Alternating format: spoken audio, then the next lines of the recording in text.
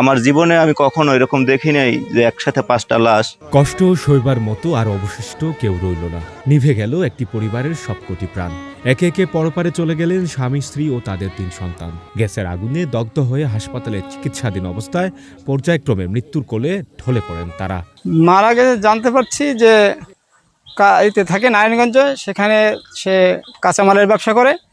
সেখানে ঘরের ভিতরে এই গ্যাস বাষ্প হয়ে সেখানে আগুন ধরিয়া তারা সবাই দগ্ধ হয়ে যায়। একদিন আমরা মঙ্গলবার দিন সে পুরুষ যে ঘরের কর্তা যে ব্যবসা করতো তাকে আমরা দাফন করেছি। এরপর তো এক এক করিয়া তারা আবার 4 জন মারা গেল। শনিবার সকালে যখন মা সালমা বেগম, একমাত্র ছেলে মুন্না, 2 মেয়ে মুন্নি ও শিশু কথার সাদা কফিনে মোড়ানোর লাশ পটুয়াখালীর বাউফল উপজেলার উত্তর কনকদিয়া গ্রামের কারাল বাড়িতে এসে পৌঁছায়, তখন পুরো এলাকায় শোকের ছায়া নেমে আসে। পাশাপাশি 5টি কবর, 5টি নিথর দেহ আর একসাথে হারিয়ে যাওয়া একটি পুরো পরিবার। এটা দুঃখজনক। এলাকায় দুঃখ ভারাক্রান্ত মন নিয়ে আমরা হাজির হয়েছি। যে পরিবারে 5টা সদস্য অগ্নিদগ্ধ হয়ে মৃত্যুবরণ করে, এ ধরনের নজির বাউফল আছে কিনা আমার জানা নাই।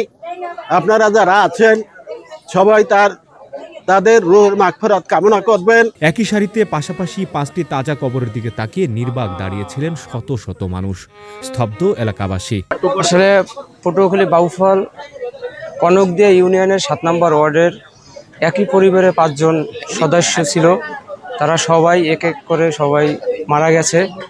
আমাদের 7 নম্বর ওয়ার্ডের শোকের ছায়া নেমে এসেছে। আমরা খুব অনেক শোকাহত। পারিবারিক সূত্রে জানা গেছে, কালাম মিয়া দীর্ঘদিন ধরে স্ত্রী ও 3 সন্তানকে নিয়ে নারায়ণগঞ্জের ফতুল্লার সাইনবোর্ড এলাকায় কাঁচা মালের ব্যবসা করতেন। গেল রোববার সকাল 6টার দিকে কালাম মিয়া রান্নাঘরে গ্যাসের চুলায় তরকারি গরম করতে যান। ঘরটিতে আগে থেকেই জমে থাকা লিকেজ গ্যাস দেশালাইয়ের সংস্পর্শে আসতেই বিকট শব্দে বিস্ফোরিত হয়ে এমন হৃদয় বিদারক ঘটনা ঘটে। সঞ্জয় দত্ত, বৈশাখী সংবাদ। আল্লাহু আকবার, আল্লাহু আকবার।